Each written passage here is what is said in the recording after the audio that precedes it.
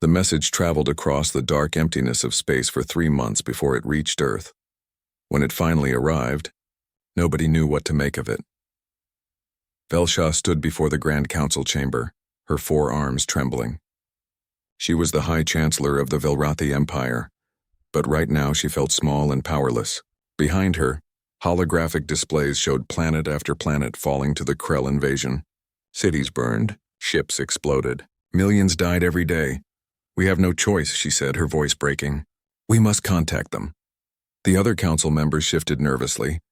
They were leaders of 12 different alien species, all part of the Velrathi Confederation. They had lived in peace for thousands of years. War was something they read about in history books, but now war had found them and they were losing badly. "The humans?" asked Korvan, the military advisor. "Are you certain? The probe data suggests their world is extremely dangerous." Velsha pulled up the report on Earth. The other council members gasped. The planet rotated on the screen, blue and green and beautiful. But the data told a different story. Earth was classified as a Class 12 death world. The gravity was 50% higher than standard. The atmosphere contained poison gases that would kill most species. The weather patterns included hurricanes, tornadoes, and storms that could level cities. Earthquakes split the ground open. Volcanoes erupted without warning. The oceans had creatures large enough to swallow starships. "Look at what lives there," Velsha said quietly. "Look at what survived." The display showed humans. They looked fragile at first glance, with soft skin and no natural armor. But the deeper scans revealed the truth. Dense muscle structure, bones harder than most alien metals, multiple redundant organs, a healing factor that seemed impossible. And something the report called adrenaline response that could multiply their strength in seconds. "They are predators," Korvan whispered. "Apex predators." "Yes," Velsha agreed. "And we need predators to fight the Krell." The council voted. It was not unanimous, but it was enough. They sent the message to Earth, offering technology, resources, and a place in the galactic community. In return, they asked for one thing: help. 3 weeks later, a human ship entered orbit around the Velrathi homeworld. Taman stepped off the transport and immediately felt wrong. The gravity was too light. He felt like he might float away with each step. The air was too thin, too clean, too perfect. It smelled like nothing. He missed Earth already. Velsha waited at the landing platform with an honor guard. When she saw Taman, her eyes widened. He was not what she expected. Humans looked so much like Velrathi in the basic shape, 2 arms and 2 legs and 1 head. But there was something different in the way he moved. Something predatory. "Welcome," Velsha said in translated speech. "I am High Chancellor Velsha." "Thank you for coming," Taman nodded. "I'm Taman, diplomatic envoy from Earth. I'm here to see if we can help." Over the next 3 days, Taman met with the Velrathi military commanders. They showed him everything. Battle reports, tactical data, ship movements. The situation was worse than Earth had thought. The Krell Dominion was a warrior empire. They conquered because they enjoyed conquest. They fought because fighting was their culture. They were bigger than humans, stronger than most species, and they had been winning every battle for 6 months. "Why haven't you stopped them?" Taman asked. The Velrathi commanders looked uncomfortable. "We tried," one of them said, "but our weapons are designed to disable, not destroy. Our tactics focus on defense. We have never fought a war of extermination before." Taman understood then. These were peaceful people who had been forced into violence. They did not know how to be cruel. They did not know how to be ruthless. They were losing because they were good. "I need to speak with Earth Command," Taman said. That night, Taman sent his report. He included everything he had learned. At the end, he added his recommendation: send the Deathworld Corps, full authorization. These people need more than help. They need a miracle. Hana received the report at Earth Military Headquarters. She was a strategic commander and had spent 20 years studying alien species through probe data. She had expected this request. "He's right," she told the Unified Council. "The Velrathi can't win this war. They're not built for it, mentally or physically." "And we are?" asked one of the council members. Hana pulled up comparative data. "On Earth we have a saying, 'What doesn't kill you makes you stronger.' Our entire evolutionary history is based on that principle. We survived ice ages, plagues, predators, and each other. The Velrathi evolved on garden worlds. They've never known real hardship. What are you proposing?" "Send 10,000 soldiers," Hana said. Full combat deployment. Show them what humans can do. The council debated for hours. This would be humanity's first interstellar war. If they succeeded, they would become major players in galactic politics. If they failed, Earth might face invasion itself. Finally, they voted. The decision was yes. Back on the Velrathi homeworld, Taman received the confirmation. He met with Velsha in her private office. Earth has agreed to help, he said. Our military fleet will arrive in 2 weeks. Velsha felt relief wash over her. Thank you.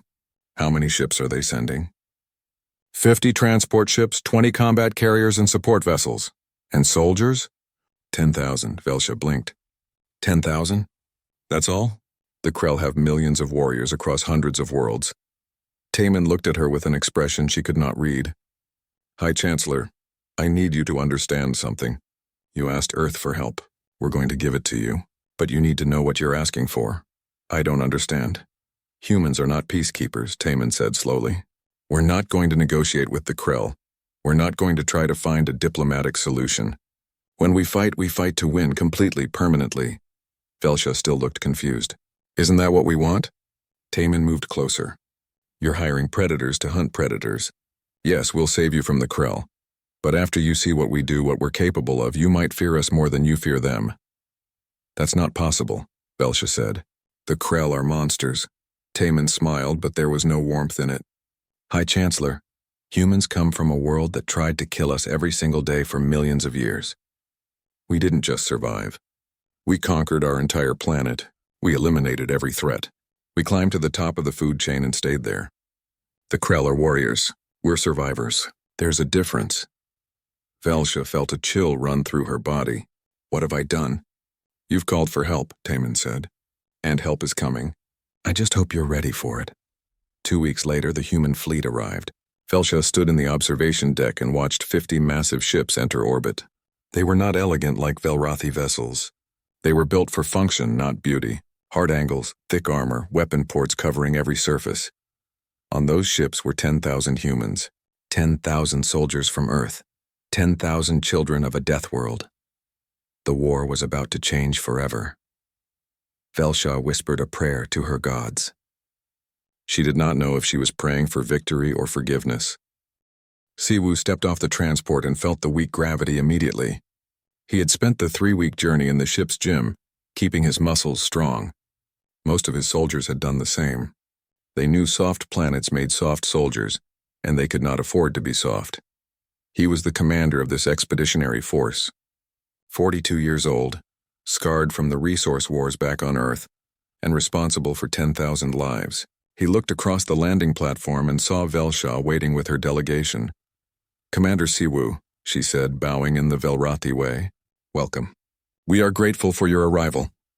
Siwu returned the bow, though his body was not built for such movements. High Chancellor, we're here to do a job. Show us the enemy. Over the next week, the humans set up their base camp. The Velrathi watched in fascination and growing concern. The humans moved differently than any species they had seen. Every action was efficient, purposeful, aggressive. When they ran training exercises, they pushed their bodies to limits that would hospitalize Velrathi soldiers. Yuna was the chief medical officer for the human forces. She spent her first days setting up the medical bay and reviewing Velrathi biology. She found it delicate, almost fragile. Their pain tolerance was low. Their healing was slow. A broken bone could take months to repair. How do they fight wars? She asked Taman during a briefing. They don't, Taman replied. Or didn't, not like we do. Yuna looked at the data again. If one of them gets hurt the way our soldiers get hurt in combat, they'll die. I know. They're going to see things they're not ready for. Taman nodded slowly. That's not our problem. Our job is to win the war. Do-hyun was one of 50 pilots in the human fleet. He flew attack craft designed for atmospheric combat, fast, maneuverable, and loaded with weapons. He spent his free time studying Krell ship movements and planning attack runs that made the Velrathi tactical officers nervous. This maneuver would generate 8 Gs of force, one Velrathi said, looking at Do-hyun's flight plan. That would kill the pilot, Do-hyun laughed. It's uncomfortable, sure, but humans can handle 9 Gs with proper gear, 10 if we're tough about it. The Velrathi officer stared. Impossible. No biological creature can survive such forces. You've never met someone from Earth, Do-hyun said with a grin. The Velrathi started to realize that humans were different in ways they had not imagined. It began with small things. Humans drank a substance called coffee that contained enough stimulants to poison most aliens. They ate foods with chemical compounds that would burn Velrathi mouths. They exercised until their muscles tore, then claimed it made them stronger. But the real shock came during the weapons demonstration. Siwoo had invited the Velrathi military command to observe human combat capabilities. They gathered in a testing range, expecting to see advanced energy weapons or sophisticated technology. Instead, they saw Yoonji, a heavy weapons specialist, carrying a massive metal device on her shoulder. This is a M40 rocket launcher, Yoonji explained through a translator. Simple design. Solid fuel propellant. High explosive warhead. Very old technology by galactic standards. She aimed at a target 300 meters away and fired. The rocket screamed across the range and exploded. The blast was enormous, sending fire and smoke into the air. The shockwave rattled the observation platform. The Velrathi stood in stunned silence. That's a chemical explosive, Velsha finally said. You still use chemical explosives? Of course, Yoonji said, loading another rocket. They're reliable, cheap, and effective. Why would we stop using them?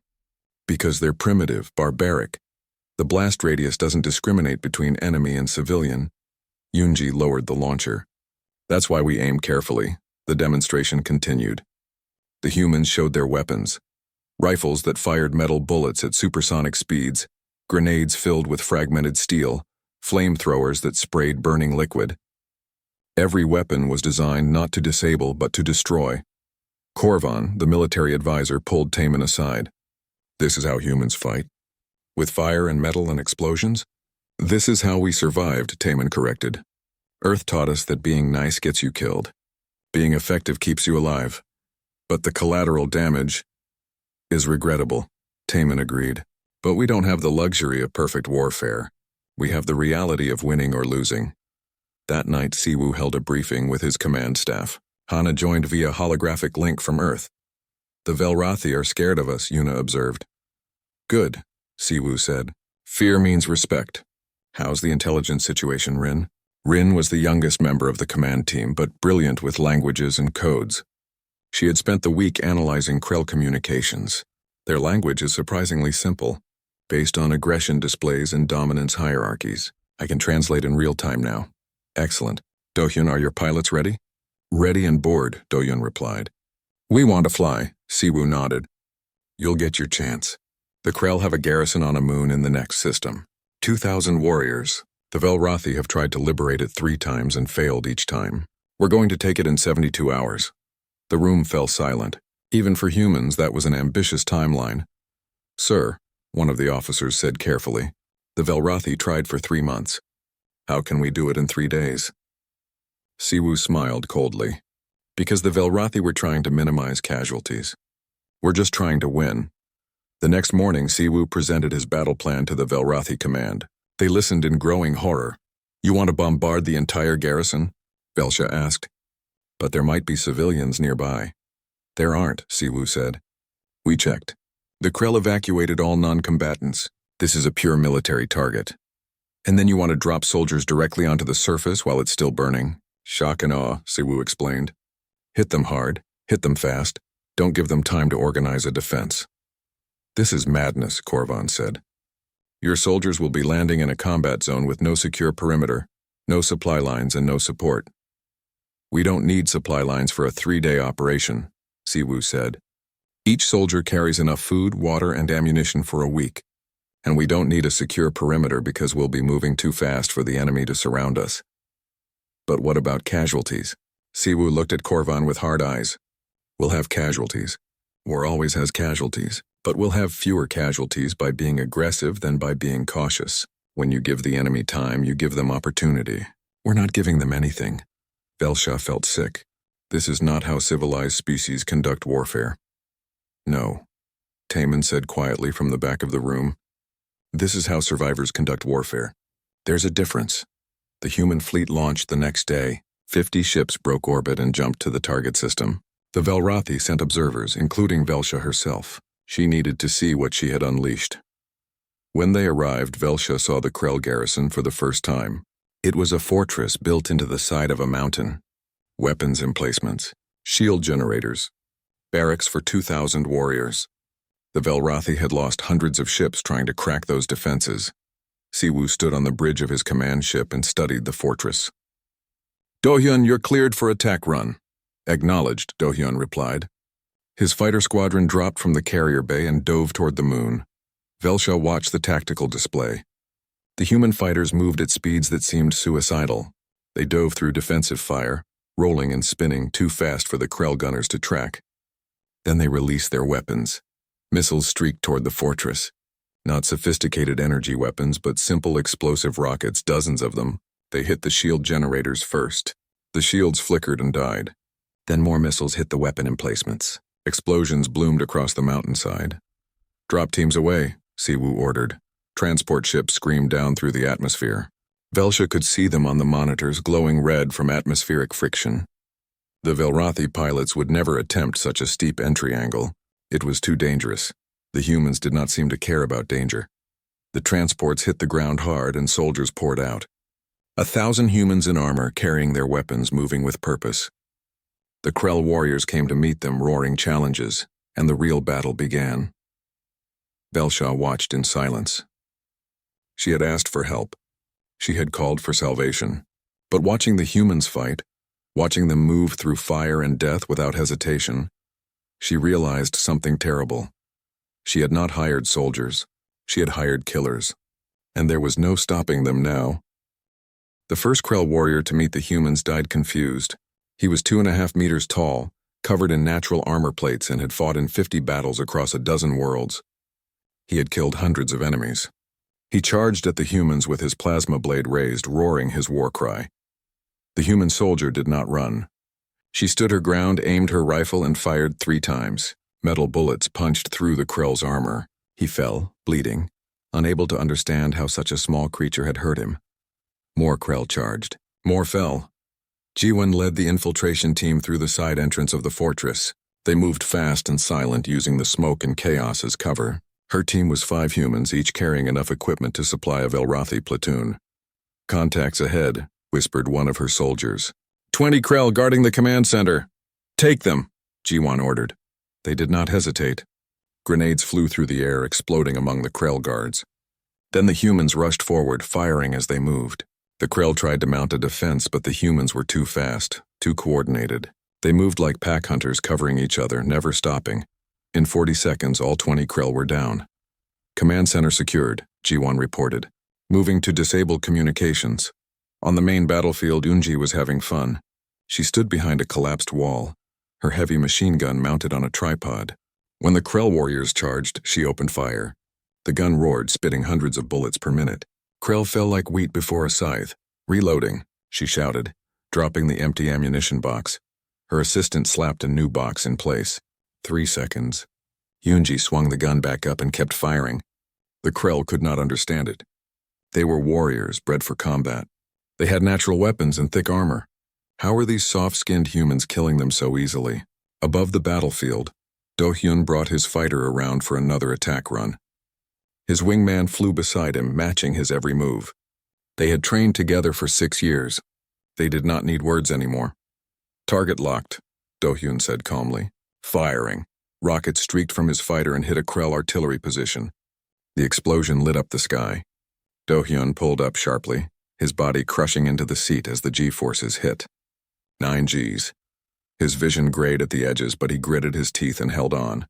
The force would have killed a Velrathi pilot instantly. Do-hyun was just getting started. In the medical bay of the command ship, Yuna worked on a wounded soldier. He had taken a plasma blast to the leg. The burn went down to the bone. He should have been screaming. Instead, he was conscious, giving her updates on his squad's position. "Jiho is 300 meters west," he said through gritted teeth. "She needs ammunition." "I'm working as fast as I can," Yuna said, sealing the wound with synthetic skin. "This is going to hurt." "It already hurts. It's about to hurt more." She injected him with painkillers and stimulants, a combination that would put most species into cardiac arrest. The soldier just grunted. 5 minutes later, she had him patched up enough to walk. "You need rest," she told him. "I'll rest when the battle's over." He grabbed his rifle and headed for the transport. Yuna watched him go. 3 hours ago, he had been near death. Now he was heading back to combat. That was the human way. Velsha watched everything from the command ship. The tactical display showed her the battle in real time. It had been 20 hours since the humans landed. In that time, they had pushed through the fortress's outer defenses, penetrated the inner walls, and were now fighting room by room through the command center. The Krell garrison had started with 2,000 warriors. Less than 500 remained, and they were surrounded. "How?" Korvan whispered beside her. "How is this possible?" Taman stood nearby, also watching the display. "Because humans don't fight for honor.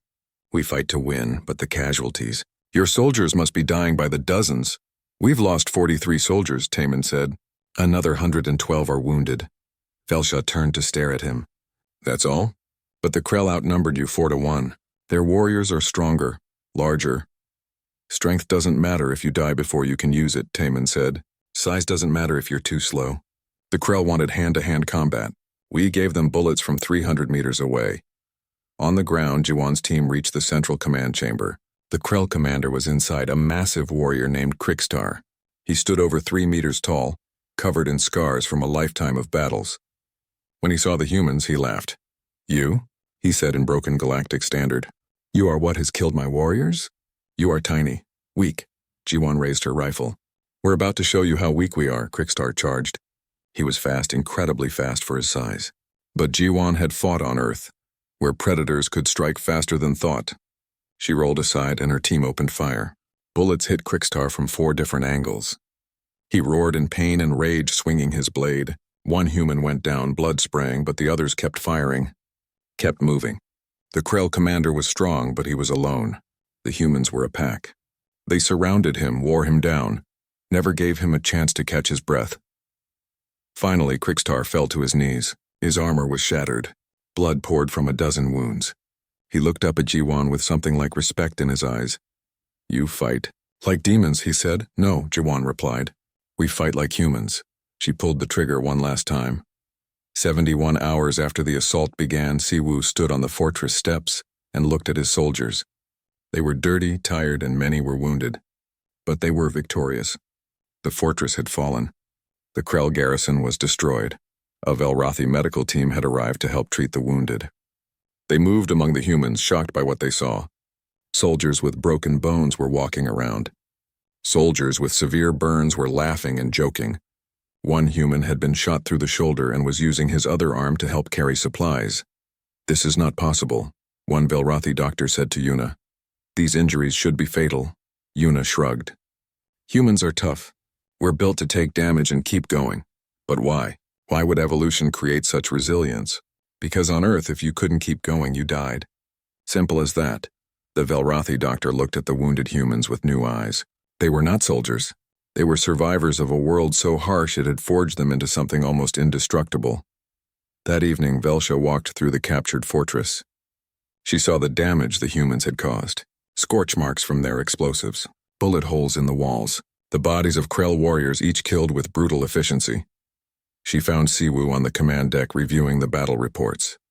"Commander," she said quietly, "I need to speak with you." "High Chancellor," Siwu gestured to a chair. "What can I do for you?" Velsha sat, her forearms folded nervously. "I am grateful for your help, truly. You did in 3 days what we could not do in 3 months. But I am also frightened. Of the Krell? Of you." Siwu was quiet for a moment. "I understand. You've never seen real warfare before. Not like this. Is this what it's always like? On Earth?" "Worse," Siwu said. "When humans fight humans, it's brutal. We know each other's weaknesses. We know how to hurt each other. This was actually relatively clean." Velsha felt her blood run cold. "What have I brought into our space?" "Salvation," Siwu said. "We're going to save your people from the Krell. But you're right to be frightened. Because after this, the galaxy is going to know about Earth. They're going to know about humans. And some of them will want to be our friends. Others will want to be our enemies. Which are we?" Velsha asked. "Friends or enemies?" Siwu smiled. "That's up to you, High Chancellor.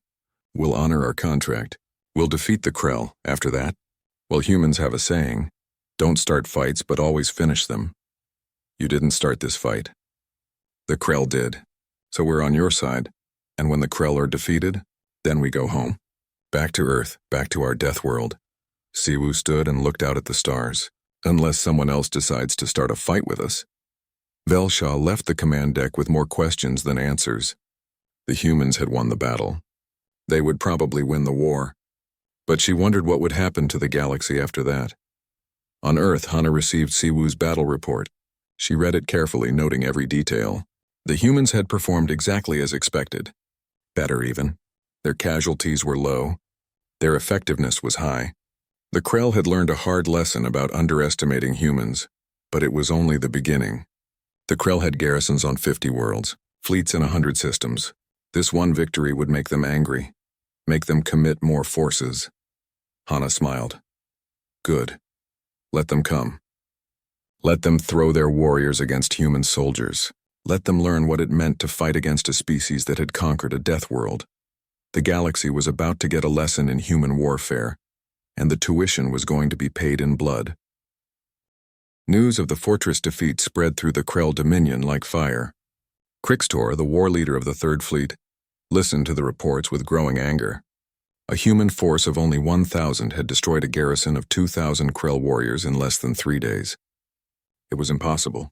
It was shameful. Who are these humans? He demanded. His intelligence officer pulled up what little data they had. They come from a high-gravity world and an outer spiral arm. They are new to the galactic community. The Velrothi hired them as mercenaries. Mercenaries.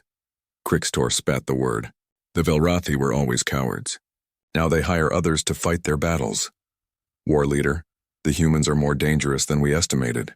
Their tactics are aggressive. Their weapons are primitive but effective, and they seem to have no fear of death. Krixtor laughed. Everything fears death. We will teach these humans to fear the Krell. Prepare an ambush. I want to crush them. The Krell laid their trap on an ice moon called Vestara. It was a strategic location, vital for supply routes.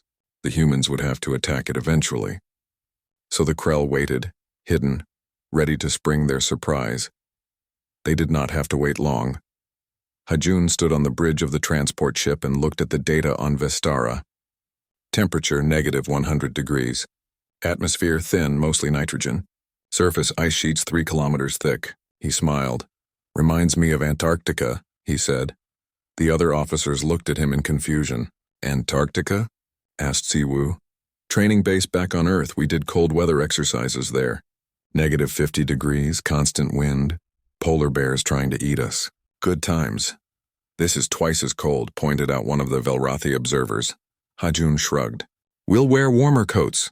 The human force landed on Vestara expecting resistance. What they found was silence. The Krell base was there, clearly occupied, but no one came out to fight. The sensors showed movement, but nothing obvious. It's a trap, Juan said immediately. They're waiting for us, Siwu nodded. Of course it's a trap.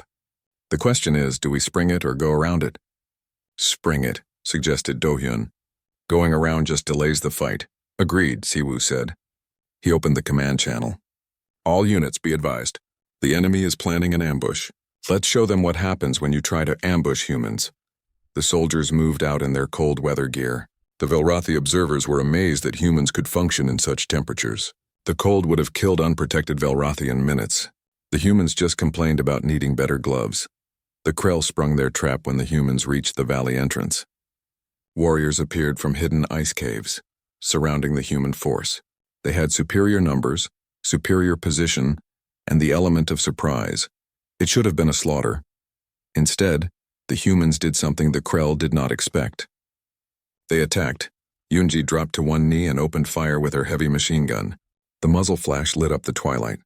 Krell warriors fell, their armor no match for sustained fire. Other humans threw grenades that exploded in white phosphorus, burning hot enough to melt ice.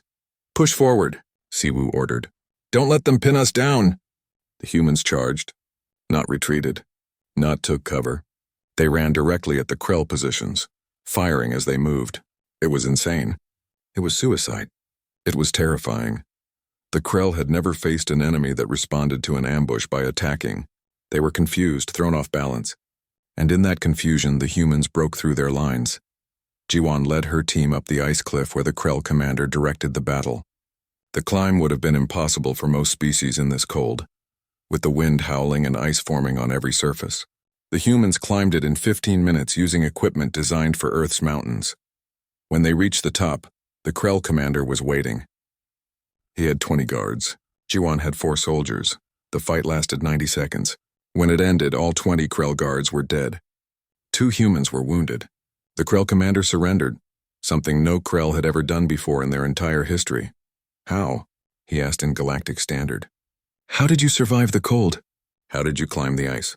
How did you turn our trap against us? Jiwan pulled off her helmet, her breath steaming in the frozen air. Because humans adapt. It's what we do. You want to fight us in the cold? We train in the cold. You want to fight us in the heat? We train in the heat.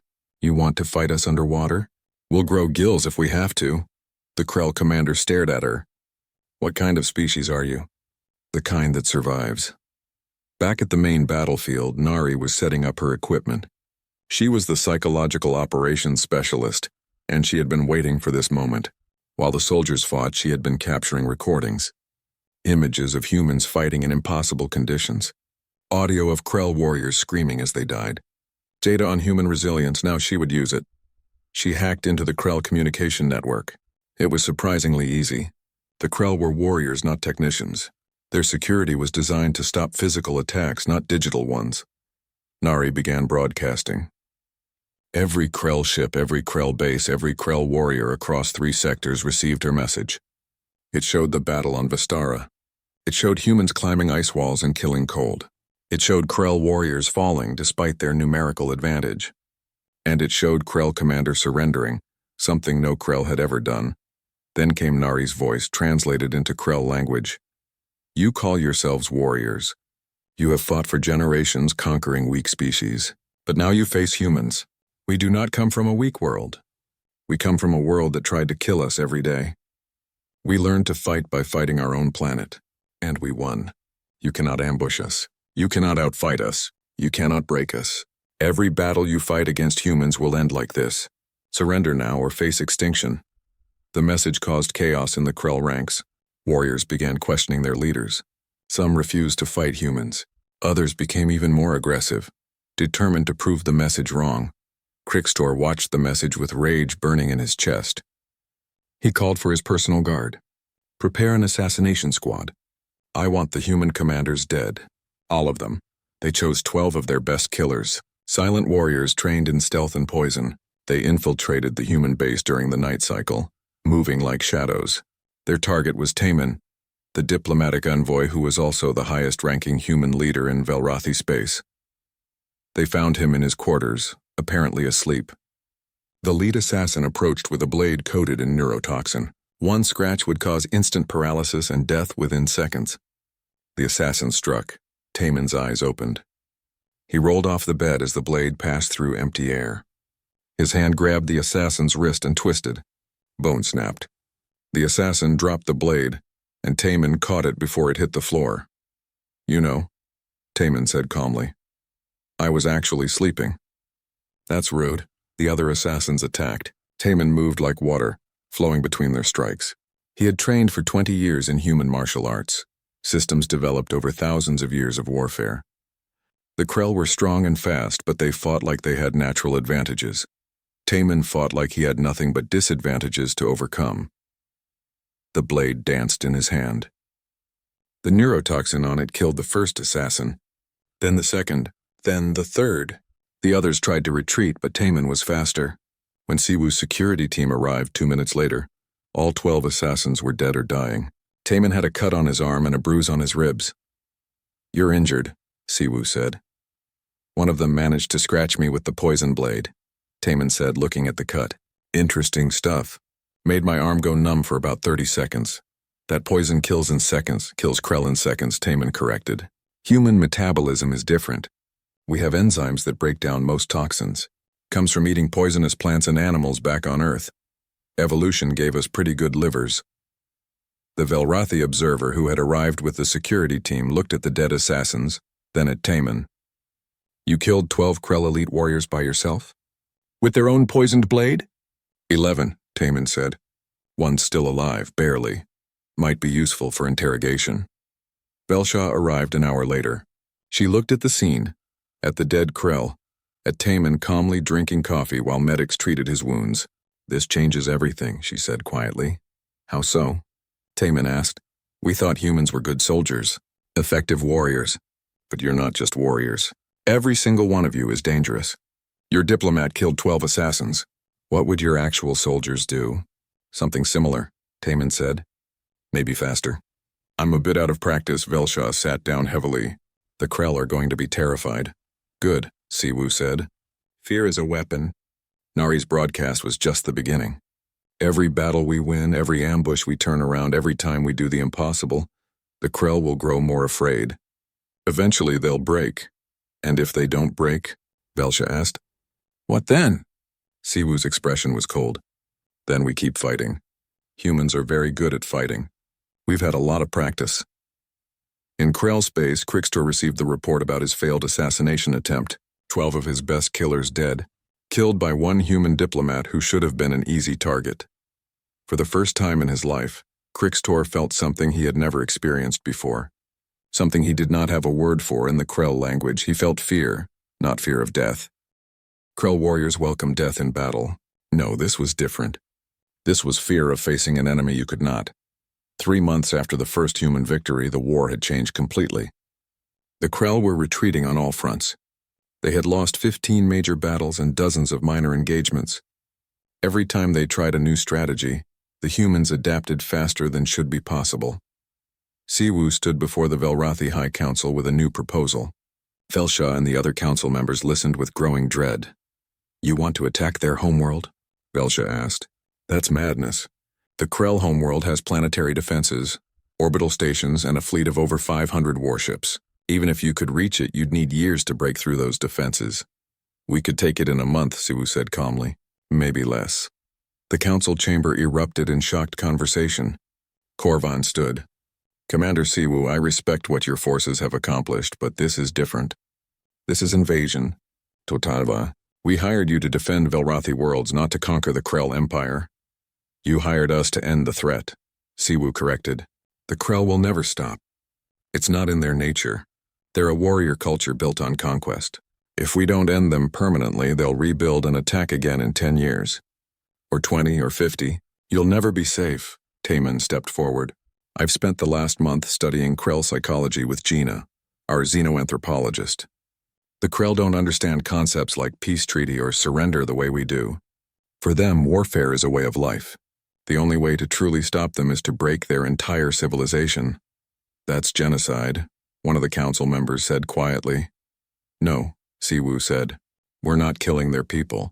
We're destroying their ability to make war. There's a difference.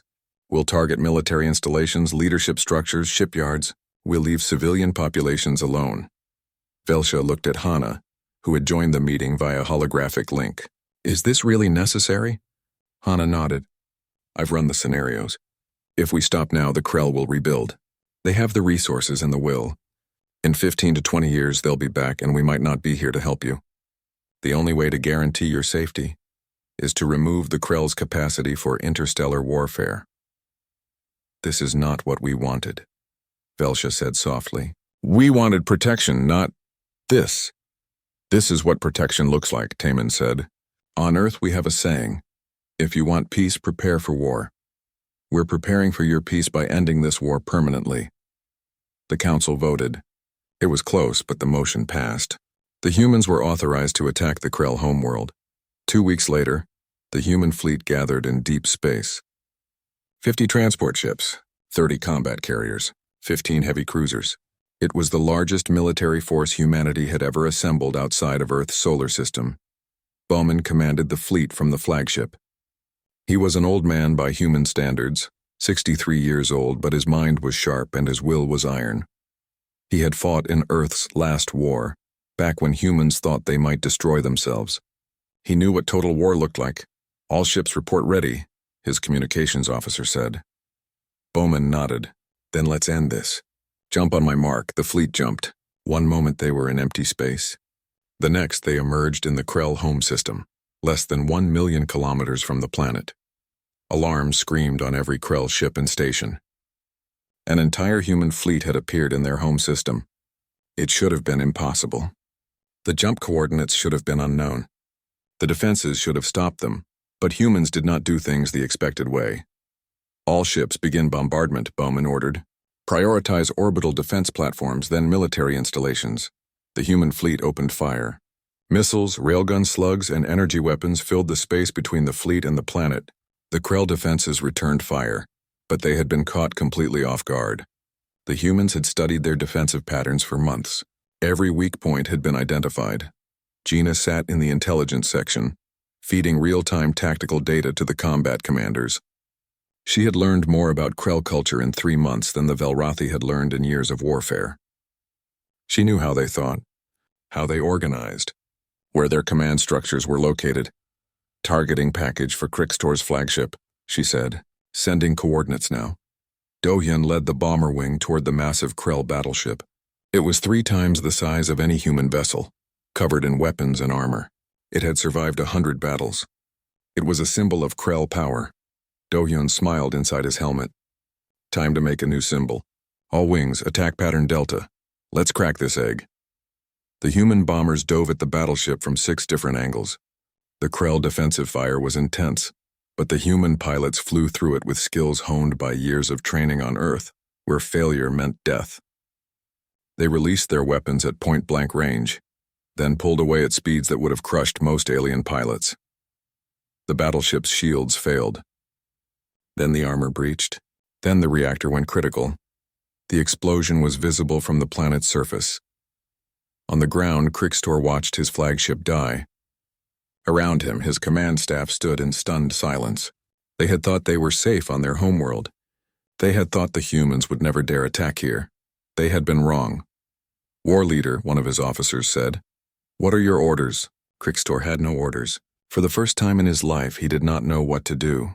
The humans were not following any known rules of warfare. They had jumped directly to the Krell homeworld. They were destroying everything of military value with surgical precision, and they showed no signs of stopping. Contact the humans, Krixtor said finally. I wish to speak with their commander. The message reached Bowman an hour later. He considered it carefully before responding. Put him through. Krixtor appeared on the holographic display. He looked old and tired. Human commander. I am War Leader Krixtor. I wish to discuss terms when there are no terms, Bowman said. You attacked the Velrathi. You started this war. We're ending it, but you've won. You've proven your superiority. There is no need for further destruction. Bowman leaned forward. Let me tell you something about humans, War Leader. We don't fight for fun. We don't fight for honor. We fight to protect what's ours. The Velrathi are under our protection now. That means you're done threatening them. Today, tomorrow, forever. What do you want from us? Complete demilitarization, Bowman said. Dismantle your fleet. Destroy your weapons. No Krell military vessels allowed in space for the next 50 years. You can keep local defense forces for police work, but your days of conquest are over. Krixtor's face twisted in anger. You ask us to become weak, to give up our way of life? I'm not asking, Bowman said. I'm telling you. You have 2 choices. Accept these terms or we keep bombarding your world until you have no military left anyway. But if we have to do it the hard way, the terms will be worse. This is not honorable. Honor doesn't win wars. Results do. Choose quickly, War Leader. My patience is limited. On the planet, Krixtor looked at his officers. He saw no defiance in their eyes, only fear and defeat. The humans had broken something in the Krell that day. Not their bodies, their spirit. I accept your terms, Krixtor said finally. The broadcast went out across all Krell channels. Their war leader, their greatest commander, surrendering to aliens they had thought were weak. Some Krell ships tried to keep fighting. The humans destroyed them without mercy. Within 6 hours, organized Krell resistance had collapsed. Velsha watched the end of the battle from the observation deck of a Velrathi ship. Beside her stood Velmora, a younger council member who had warned them about the humans. We saved our people, Velsha said softly. Did we? Velmora asked. Or did we just trade one threat for another? The humans are our allies. Today, Velmora agreed. But what about tomorrow? What happens when someone threatens their interests? What happens when Earth decides it wants more than just alliance? Velsha had no answer. The humans had saved the Velrathi from the Krell, but in doing so they had revealed themselves to the galaxy, not as explorers, not as diplomats. As apex predators on Earth, Hana received the victory report. She read it carefully, noting every detail. The mission had been a complete success. Krell military power was broken. The Velrathi were safe, and humanity had announced itself to the galaxy as a force that could not be ignored. She opened a channel to Taman, still in Velrathi space. Congratulations. Clean victory, minimal casualties. The Council will be pleased, will they? Taman asked. We just conquered an entire civilization in less than a month. That's going to scare a lot of species. Good, Hana said. Fear means respect, and respect means they'll think twice before threatening us or our allies. And if they decide we're too dangerous? If they unite against us? Hana smiled coldly. Then we'll deal with that too. That's what humans do, Taman. We adapt, we survive. We win. The channel closed.